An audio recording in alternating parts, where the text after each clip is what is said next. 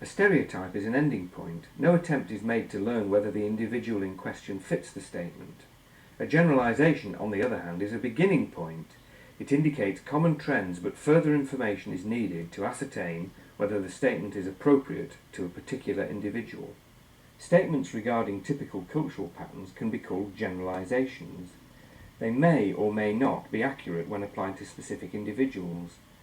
That's why it's essential to observe and question your patients to see whether or not they adhere to the patterns typical of their cultural group. Assuming that they do is called stereotyping.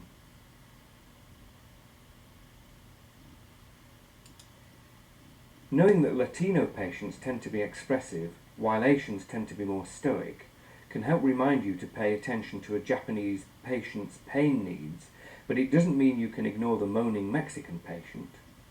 One of the most important things a physician can do is learn to ask the right questions in a sensitive manner. Keep in mind that these questions should be asked of all patients, not just those from another country or of another colour. They are about good patient-doctor communication. Knowing that in many cultures it's thought to be inappropriate to reveal a serious diagnosis to a patient might lead you to ask your patient how much they wish to know about their condition. If you were ill, would you like me to give the information directly to you or to some other family member? In another example, in many cultures the family makes the medical decisions rather than the individual. In many cultures it's common for the husband to make decisions for his wife, even when it comes to whether or not to sign informed consent for an emergency surgical procedure. Knowing this, a physician can learn to ask a woman, would you be more comfortable consulting with someone else before making this decision, or are you comfortable making the decision on your own?